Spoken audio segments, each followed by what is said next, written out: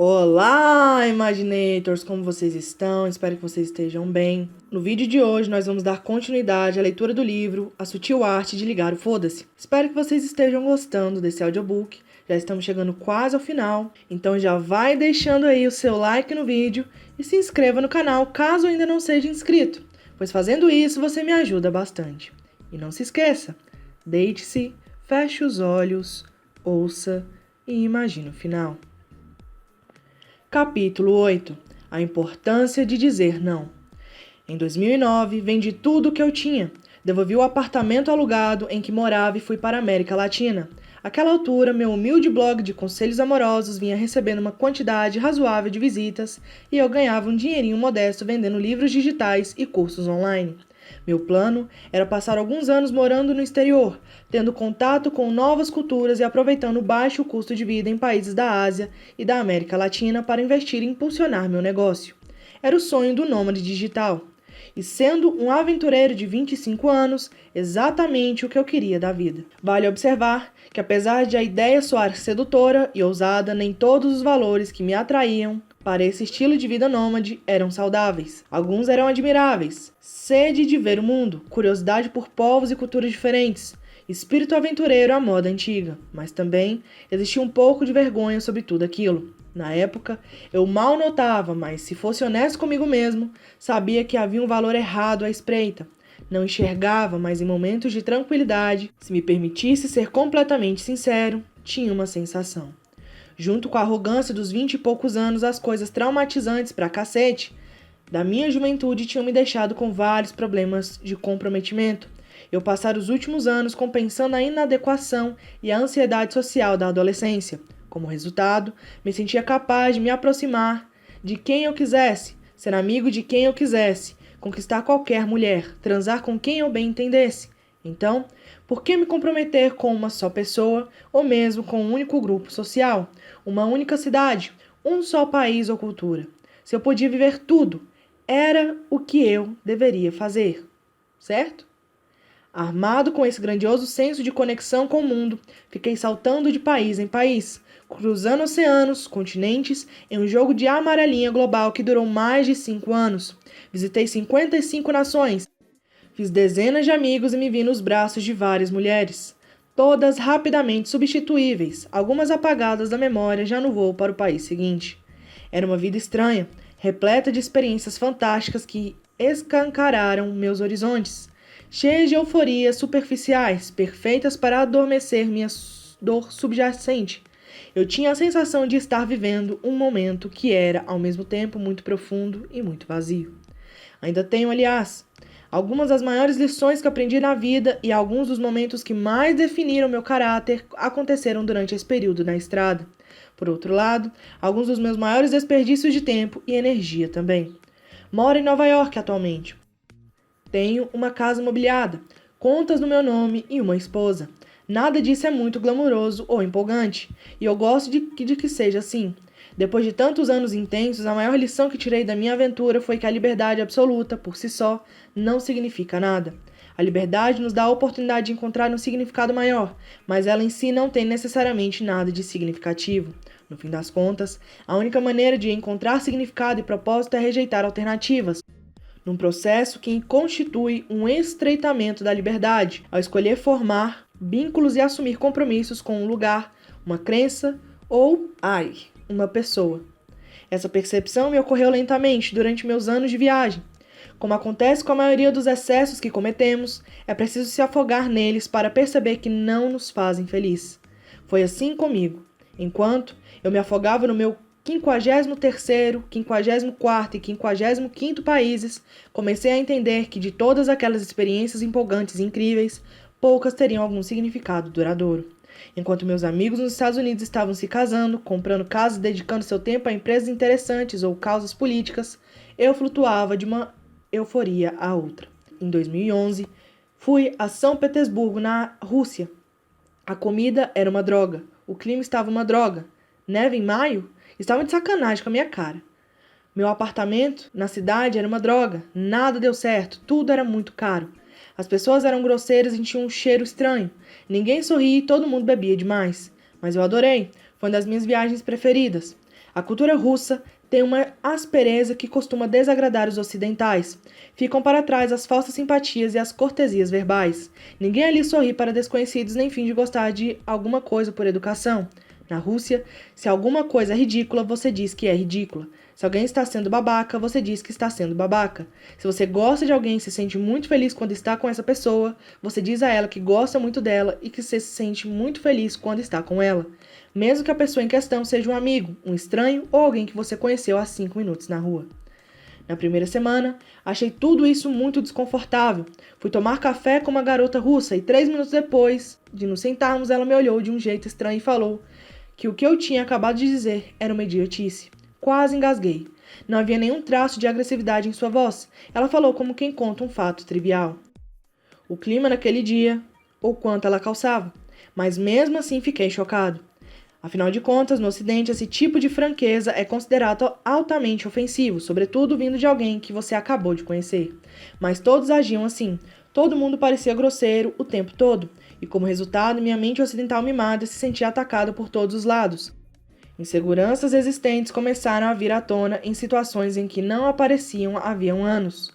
Fui me acostumando à franqueza com o passar das semanas, bem como ao sol da meia-noite e à vodka que descia como água gelada. Depois comecei a apreciá-la pelo que realmente era, expressão pura, honestidade no sentido mais verdadeiro da palavra, comunicação sem cláusulas de condições, sem parcialidade velada, sem segundas intenções, sem desespero por agradar. Após anos de viagem, fui ali no lugar menos americano de todos que conhecia uma liberdade nova, poder dizer o que eu pensava e sentia sem medo da repercussão.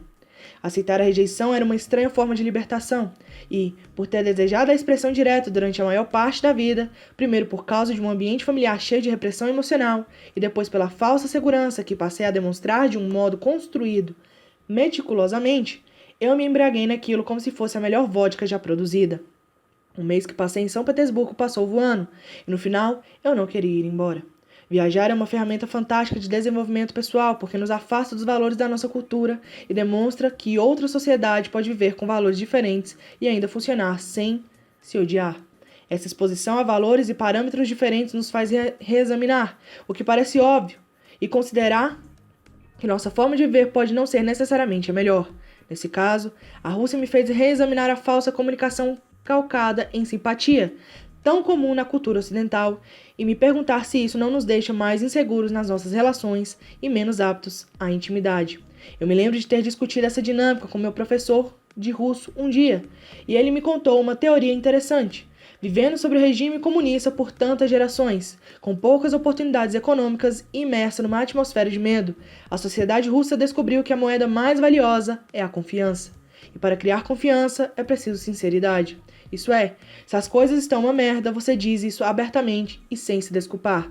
Essas desagradáveis demonstrações de honestidade eram recompensadas pelo simples fato de serem necessárias para a sobrevivência. As pessoas precisavam saber em quem podiam ou não confiar e precisavam saber rápido.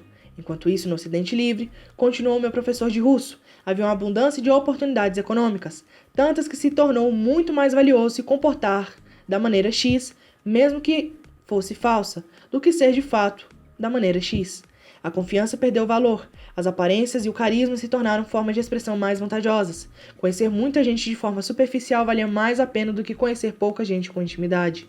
É por isso que nas culturas ocidentais passamos a seguir a norma de sorrir e dizer coisas educadas, mesmo quando não estamos com vontade, além de contar mentirinhas bobas e fingir concordar mesmo quando discordamos. É por isso que as pessoas aprendem a fingir que são amigas de gente de quem não gostam, a comprar produtos que não desejam. O sistema econômico promove essa farsa.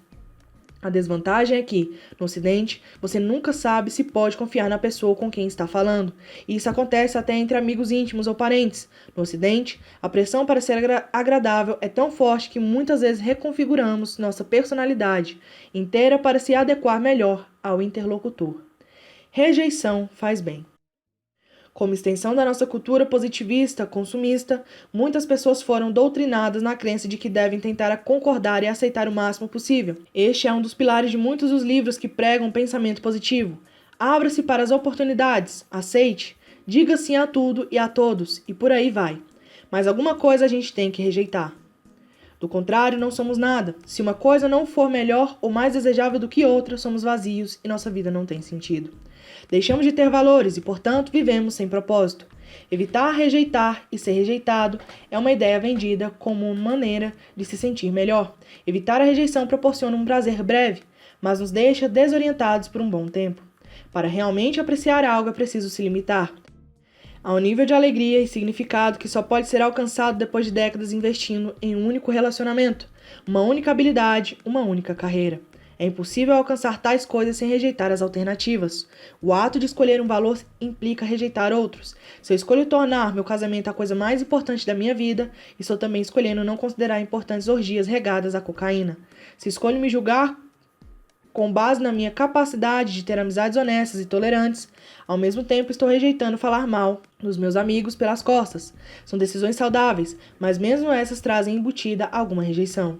A questão é a seguinte: todo mundo precisa se importar com alguma coisa para valorizar alguma coisa. E para valorizar alguma coisa, precisamos rejeitar seu oposto. Para valorizar X, precisamos rejeitar o não X. Essa rejeição é uma parte inerente e necessária da manutenção dos nossos valores e, portanto, da nossa identidade. Somos definidos pelo que escolhemos rejeitar, e se não rejeitamos nada, talvez por medo de nos rejeitarem, não temos identidade. O desejo de evitar a rejeição a todo custo, de evitar o confronto e o conflito, o desejo de tentar aceitar tudo igualmente e de tornar tudo coerente e harmônico, é uma forma profunda e sutil de arrogância. Pessoas que pensam assim acham que merecem se sentir bem o tempo todo, aceitando tudo porque rejeitar algo pode causar desconforto a elas mesmas ou a outra pessoa. E como elas se recusam a rejeitar qualquer coisa, levam uma vida sem valores, egoísta e voltada para o prazer. Tudo que importa a esses indivíduos é sustentar essa euforia mais um pouco, evitar os fracassos inevitáveis da vida, fingir que não existe sofrimento, saber dizer não é crucial. Ninguém quer ficar preso num relacionamento infeliz. Ninguém quer ficar preso num emprego ruim, fazendo um trabalho em que não acredita. Ninguém quer se sentir impedido de ser sincero. Mas a gente escolhe essas coisas o tempo todo. A honestidade é um desejo natural da humanidade, mas um de seus efeitos colaterais é nos obrigar a ouvir e dizer não. Desse modo, a rejeição aprimora nossos relacionamentos e torna a vida emocional mais saudável. Limites. Era uma vez dois jovens, um garoto e uma garota. A família de um odiava a família do outro. Um dia, o garoto entrou de penetra numa festa de família da garota porque ele era meio babaca. Quando viu o garoto, a garota sentiu que os anjos cantavam uma melodia muito doce para suas partes íntimas e se apaixonou por ele na hora. Sem mais nem menos, então ele se esgueirou para o jardim da casa dela e ali os dois decidiram se casar no dia seguinte. Porque, claro, isso é uma ótima decisão, ainda mais quando seus pais querem assassinar seus futuros sogros.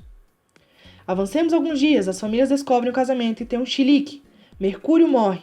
A garota fica tão chateada que toma uma poção para dormir por 2 dias, mas infelizmente o jovem casal ainda não tinha aprendido as manhas de uma boa comunicação conjugal, e a jovem simplesmente esquece de contar que fez isso ao marido.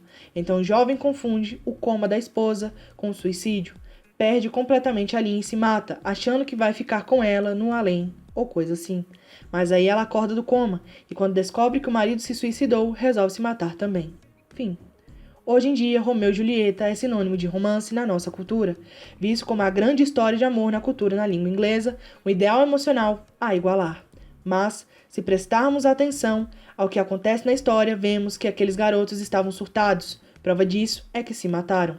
Muitos estudiosos suspeitam que Shakespeare tenha escrito Romeu e Julieta não como uma história que celebraria o romance, mas como sátira, como forma de mostrar que o amor é insano. Ele não queria que a peça fosse uma glorificação do amor. A peça é justamente o contrário, uma grande placa de neon piscando, mantenha a distância, e cercado por uma fita de polícia avisando, não ultrapasse. Durante a maior parte da história da humanidade, o amor romântico não foi celebrado como é hoje em dia. Na verdade, até meados do século XIX, era visto como um impedimento psicológico desnecessário e potencialmente perigoso para as coisas realmente importantes da vida. Cuidar bem da fazenda, por exemplo, ou se casar com um cara que tivesse um monte de ovelhas. Em geral, os jovens eram afastados à força de suas paixões românticas em favor de casamentos que lhe trouxessem vantagens econômicas práticas, que pudessem proporcionar a estabilidade, tanto para o casal quanto para as famílias. Hoje, no entanto, todo mundo se derrete por esse amor ensandecido. Ele predomina em nossa cultura, e quanto mais dramático, melhor. Seja Ben Affleck tentando destruir uma um asteroide e salvar a Terra para impressionar a garota que ama, Mel Gibson, assassinando centenas de ingleses e tendo fantasias com sua esposa estuprada e assassinada enquanto está sendo torturada até a morte. Ou aquela elfa que abre mão da imortalidade para ficar com Aragorn em O Senhor dos Anéis, além de comédias românticas idiotas que Jimmy Fallon desiste de assistir ao final do Red Sox porque Drew Barrymore tem, tipo, necessidades ou algo assim. Se esse tipo de amor romântico fosse cocaína, todos seríamos, em termos de cultura, Tony Montana, de Scarface, enterrando a cara numa montanha de amor romântico e gritando "Say hello to my little friend!". Estamos descobrindo que o amor romântico é mesmo equivalente à cocaína. Sério, é assustadoramente parecido. Ambos estimulam exatamente as mesmas partes do cérebro, deixam o usuário eufórico e se sentindo bem por um tempo, mas criam a mesma quantidade de problemas que solucionam, igualzinhos. A maioria dos elementos que buscamos no amor romântico, exibições dramáticas e desconcertantes de afeto, altos e baixos turbulentos, não são demonstrações genuínas e saudáveis de amor. Muitas vezes não passam de mais uma forma de arrogância, só que nesse caso se manifestando no relacionamento. Eu sei, estou dando uma de estraga-prazeres. Sério, que tipo de pessoa fala mal do amor romântico? Mas presta só atenção. Existem formas saudáveis e formas não saudáveis de amar. O amor não saudável é o que une duas pessoas que estão usando aquele sentimento como meio de escapar de seus problemas. Ou seja, um usa o outro como fuga. O amor saudável é o que une duas pessoas capazes de reconhecer e enfrentar seus problemas com apoio um do outro. Duas coisas diferenciam uma relação saudável de uma não saudável. Número 1. Se ambos sabem aceitar responsabilidades. E número 2. Se estão dispostos a rejeitar um ao outro e ser rejeitados um pelo outro. Em qualquer relação insalubre ou tóxica, em ambos os lados haverá um senso de responsabilidade fraco e uma incapacidade de rejeitar e ser rejeitado. Em uma relação saudável haverá limites claros entre as duas pessoas e seus valores, além de uma abertura para rejeitar e ser rejeitado quando necessário. Por limites, entenda-se a distinção da responsabilidade pelos problemas individuais. Pessoas em um relacionamento saudável, com limites fortes, assumirão a responsabilidade por seus próprios valores e problemas e não pelos do parceiro. Pessoas em uma relação tóxica com limites fracos ou inexistentes sempre evitarão a responsabilidade por seus problemas ou assumirão a responsabilidade pelas do parceiro. Como identificar limites fracos? Eis alguns exemplos. Você não pode sair com seus amigos sem mim. Você sabe que eu fico com ciúme. Fique em casa comigo. Meus colegas de trabalho são uns idiotas. Sempre me fazem chegar atrasado para reuniões porque eu preciso ficar explicando como devem fazer o próprio trabalho. Não acredito que você me fez de idiota para minha irmã. Nunca mais discorde de mim na frente dela. Eu adoraria aceitar esse emprego em Milwaukee, mas minha mãe nunca me perdoaria se eu fosse morar tão longe. A gente pode namorar, mas será que você pode não comentar nada com a minha amiga? É que a Cindy fica muito insegura quando estou namorando e ela não. Nesses cenários, a pessoa está assumindo a responsabilidade por problemas e emoções que não são dela, ou exigindo que alguém assuma a responsabilidade por seus problemas e emoções. Em geral, pessoas arrogantes caem em uma dessas duas armadilhas nos relacionamentos, ou esperam que os outros assumam a responsabilidade pelos seus problemas. Eu queria passar um fim de semana relaxante em casa. Você deveria saber e cancelar seus planos, ou assumir responsabilidade demais pelos problemas dos outros. Ela foi demitida de novo, mas deve ter sido culpa minha, porque não dei o apoio que ela precisava. Vou ajudá-la a atualizar o currículo amanhã. Pessoas arrogantes adotam essas estratégias nos relacionamentos, assim como em relação a tudo mais, a fim de evitar a responsabilidade pelos próprios problemas. Como resultado, têm relacionamentos frágeis e superficiais, porque evitam a dor em vez de promover uma verdadeira apreciação e adoração do parceiro.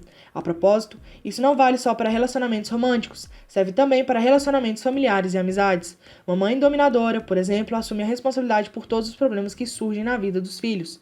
A arrogância dela incentiva a arrogância dos filhos, que crescem acreditando que outras pessoas devem se responsabilizar pelos problemas deles. E é por isso que os problemas de relacionamento de um casal são assustadoramente semelhantes aos problemas de relacionamento dos pais de cada parceiro. Quando a responsabilidade por suas emoções e ações está indefinida, quando não está claro quem é responsável pelo quê, quem é culpado de quê, porque você está fazendo o que está fazendo, você nunca devolve valores fortes para si mesmo. Seu único valor se torna fazer o parceiro feliz. O seu único valor se torna esperar que o parceiro o faça feliz. Isso é autodestrutivo, é claro. E os relacionamentos com essa característica costumam despencar como o Hindenburg. Com todo o drama, aqui se tem direito, fogos de artifício e tudo. Ninguém pode resolver os seus problemas para você, e nem deveriam tentar, porque isso não vai fazê-lo feliz. Da mesma forma, você não pode resolver problemas alheios, porque isso não vai ajudar a fazê-los felizes. Um relacionamento não saudável é quando duas pessoas tentam resolver os problemas um do outro para se sentir bem consigo mesmas. Um relacionamento saudável é aquele em que cada um resolve seus problemas para se sentir bem com o outro. Definir limites adequados não significa que você não pode ajudar ou apoiar seu parceiro ou receber ajuda e apoio. Os dois devem se apoiar mutuamente, mas que seja por escolha própria, não por se sentirem obrigados a isso ou no direito de exigir. Pessoas arrogantes que culpam os outros pelos sentimentos ruins e pelos que fazem de errado agem assim por acreditar que o papel de vítima vai, em algum momento, atrair alguém para salvá-las, e assim elas receberão o amor que sempre desejaram. Pessoas arrogantes que assumem a culpa pelo que o outro sente de ruim e o que o outro faz de errado agem assim por acreditar que ao consertar e salvar o parceiro receberão o amor e o reconhecimento que sempre desejaram. Esses são yin e yang de qualquer relação tóxica. A vítima e o salvador, o que causa incêndios porque se sente importante fazendo isso, e o que apaga os incêndios porque se sente importante fazendo isso. Esses dois tipos de pessoas são atraídos fortemente um para o outro e geralmente acabam juntos. Suas patologias combinam à perfeição. Em geral, esses indivíduos têm pais que também apresentam uma dessas características. Desse modo, seu modelo de um relacionamento feliz é baseado em arrogância e limites fracos. Infelizmente, nenhum dos dois consegue satisfazer as necessidades reais do outro. Na verdade, o padrão exagerado de culpa e a aceitação da culpa que os dois adotam perpetua a arrogância e os valores rasos, o que, por sua vez, os impede de ter suas necessidades satisfeitas. A vítima cria cada vez mais problemas para serem resolvidos, não porque surjam novos problemas reais, mas porque assim ela ganha atenção e afeto. E o Salvador só resolve e resolve sem parar. Não porque realmente se importe com os problemas, mas porque acredita que fazendo isso vai ganhar atenção e afeto. Ambos os comportamentos têm motivações egoístas e condicionais, e, portanto, são autossabotagem. Nesses cenários, pouco se vivencia o amor genuíno. Se a vítima amasse mesmo, Salvador diria: olha, esse problema é meu e você não precisa resolvê-lo para mim. Só preciso que você me apoie enquanto vou resolvendo. Essa seria uma verdadeira demonstração de amor, assumir a responsabilidade pelos próprios problemas e não jogar a responsabilidade para o parceiro. Se o Salvador realmente quisesse salvar a vítima, diria: olha, você está culpando os outros pelos seus problemas. Você é quem deve resolvê-los. E embora pareça estranho, essa seria uma verdadeira declaração de amor. Seria ajudar alguém a se resolver. Em vez disso, porém, vítimas e salvadores usam um ao outro para obter euforias emocionais. É como um vício que satisfazem mutuamente. O irônico é que quando se deparam com parceiros emocionalmente saudáveis, em geral esses indivíduos se sentem entediados ou alegam não ter química. O descarte de indivíduos emocionalmente saudáveis e inseguros se dá porque os limites sólidos desses parceiros não são empolgantes o suficiente para estimular constantes euforias na pessoa arrogante. Para as vítimas, a coisa mais difícil de se fazer neste mundo é se responsabilizar por seus problemas. Elas passaram a vida toda acreditando que seu destino está nas mãos dos outros. O primeiro passo para assumir a responsabilidade por si mesmas é apavorante. Para os salvadores, a coisa mais difícil de se fazer neste mundo é parar de tomar problemas alheios para si. Eles passaram a vida toda sendo valorizados e amados quando ajudavam alguém, e abrir mão dessa necessidade de ser recompensados por boas ações também é assustador. Se você faz um sacrifício por alguém de quem gosta, isso deve ser feito por vontade própria, não por obrigação ou por temer as consequências de não fazê-lo. Se seu parceiro faz um sacrifício em seu nome, que seja um gesto altruísta, e não porque você manipulou o sacrifício por meio de raiva ou culpa. Atos de amor só são válidos se livres de condições ou expectativas. Pode ser difícil reconhecer a diferença entre fazer algo por obrigação ou voluntariamente. Então, eis um teste para o Salvador. Pergunte a si mesmo: se eu me recusasse a fazer esse gesto, o que mudaria no nosso relacionamento? Para a vítima, a pergunta seria: se meu parceiro se recusasse a fazer algo por mim, o que mudaria no nosso relacionamento?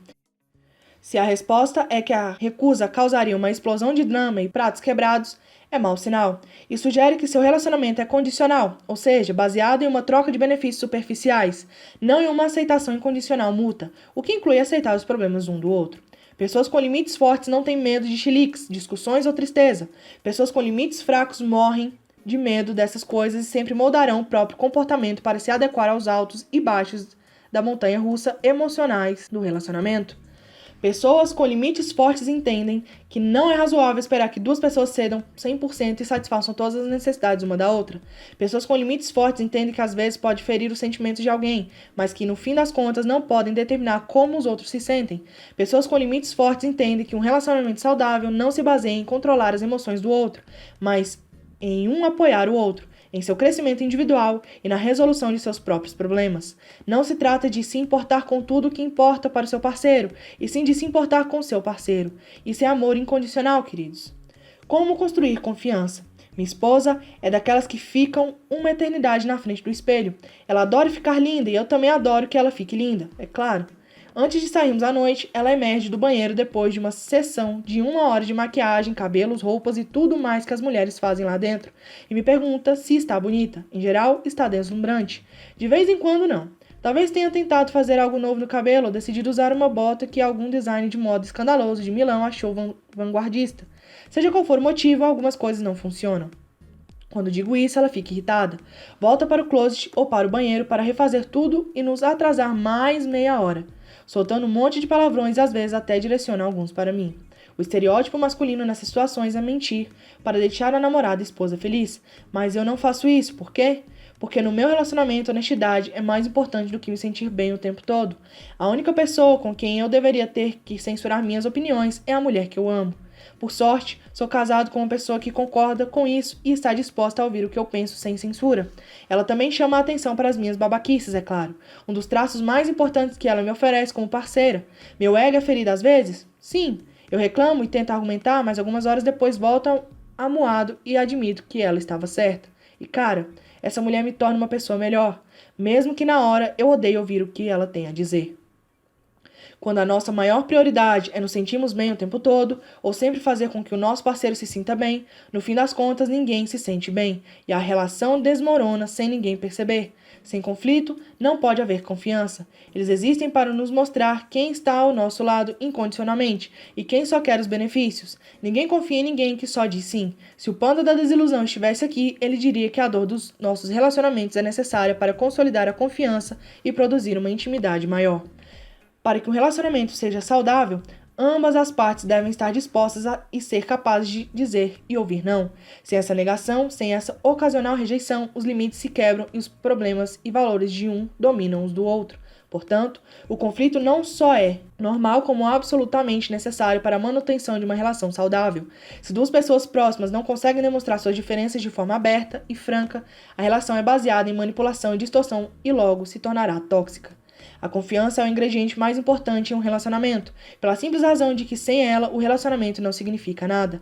Uma pessoa pode dizer que ama você, que quer ficar com você, que largaria tudo por você, mas se você não confia nela, não se beneficia dessas declarações. Você não se sente verdadeira amando até confiar que esse amor não virá com alguma condição especial, nem bagagem agregada. Esse é o fator mais destrutivo na traição. Não é só o sexo, mas a confiança que foi destruída com ele. Sem confiança, o relacionamento não tem mais como funcionar. Nesse ponto é preciso reconstruí-la ou dizer adeus. Sempre recebo e-mails de gente que foi traída pela pessoa amada, mas quer continuar com o parceiro e está se perguntando como voltar a confiar nele. Sem confiança, dizem essas pessoas, o relacionamento começou a parecer um fardo, uma ameaça que deve ser monitorada e questionada e não desfrutada. O problema é que a maioria das pessoas que é pega traindo pede desculpa, usa o famoso "isso nunca mais vai acontecer" e pronto. É como se os órgãos sexuais estivessem sempre se chocando por acidente. Muitos traídos aceitam essa resposta logo de cara e não questionam os valores e o que realmente importa para seu parceiro. Não se perguntam se esses fatores fazem valer a pena ficar com ele. Estão tão preocupados em manter o relacionamento que não reconhecem que ele se tornou um buraco negro que consome seu amor próprio. Se as pessoas traem é porque algo além do relacionamento é mais importante para elas. Pode ser o poder que exercem sobre os outros, podem ser a necessidade de autoafirmação através do sexo, pode ser a entrega aos próprios impulsos. Seja o que for, é evidente que os valores de quem trai não estão alinhados de forma a sustentar um relacionamento saudável. Se o traidor não admite ou aceita isso, se só dá a velha resposta, não sei o que eu tinha na cabeça, ele não tem a autoconsciência necessária para resolver qualquer problema no relacionamento. Os traidores precisam, portanto, começar a descascar a cebola da autoconsciência e descobrir quais valores escrotos os levaram a quebrar a confiança do relacionamento e se realmente ainda valorizam essa relação. Precisam ser capazes de dizer: eu sou egoísta, eu me preocupo mais comigo do que com o meu parceiro. Para ser sincero, eu nem respeito muito esse relacionamento. Se os traidores não conseguem expressar seus valores de merda e mostrar que os superaram, não há motivo para acreditar que são confiáveis. E se não são confiáveis, o relacionamento não vai melhorar nem mudar. Outro fator que ajuda a recuperar a confiança é bem prático, o histórico. Se alguém trai, as palavras que dirá na sequência soarão agradáveis, mas é preciso enxergar se há um histórico consistente da melhoria do comportamento. Só então é possível ter certeza de que os valores do traidor estão alinhados corretamente e que ele realmente mudará. Infelizmente, construir um histórico de confiança leva tempo, sem dúvida muito mais do que o necessário para quebrá-la. Durante esse período de reconstrução da confiança, é provável que as coisas fiquem uma merda. Ambas as partes devem estar conscientes da batalha que estão escolhendo encarar. Eu usei o exemplo da traição em um relacionamento romântico, mas esse processo se aplica a violações em qualquer relação. Só é possível reconstruir a confiança se as duas etapas seguintes acontecerem. Número 1. Quem traiu admite os valores verdadeiros que causaram a ruptura e os assume. Número 2. Quem traiu constrói um histórico sólido de comportamento melhor ao longo do tempo. Sem o primeiro passo, não deve nem haver uma tentativa de reconciliação. A confiança é como um prato de porcelana. Uma vez quebrado, é possível reconstruí-lo, com algum cuidado e atenção. 2 vezes quebrado, partirá em mais cacos e consertá-lo levará muito mais tempo. Se a outra pessoa continuar a quebrá-lo, em algum momento será impossível restaurá-lo. Haverá cacos e poeira demais. A liberdade através do compromisso. A cultura consumista sabe muito bem nos fazer querer mais, mais e mais. Sob todo hype e marketing está a sugestão de que mais é sempre melhor. Eu aceitei essa ideia durante muitos anos. Ganhe mais dinheiro, visite mais países, tenha mais experiências, fique com mais mulheres. Mas nem sempre mais é melhor. Na verdade, o oposto é verdadeiro. Em geral, ficamos mais felizes com menos. Quando somos sobrecarregados por oportunidades e opções, sofremos o que os psicólogos chamam de paradoxo da escolha. Basicamente, quanto mais variáveis, menos satisfeitos ficamos com o que escolhemos, porque temos consciência de que perdemos várias opções.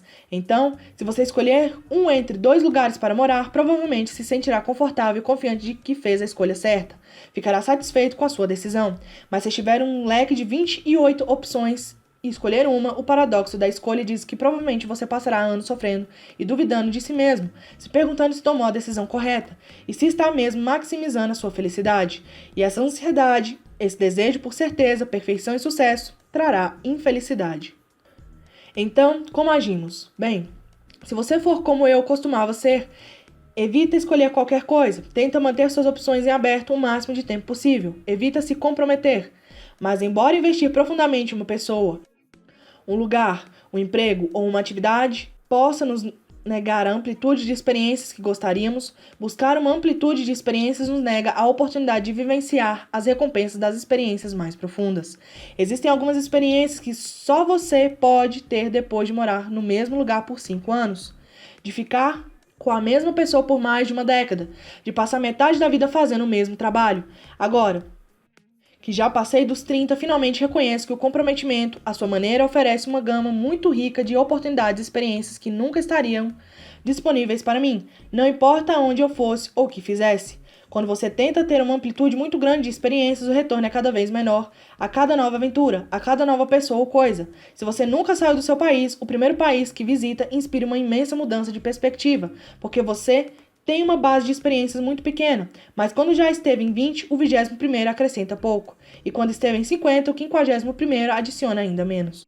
O mesmo vale para os bens materiais, dinheiro, hobbies, empregos, amigos e parceiros românticos sexuais.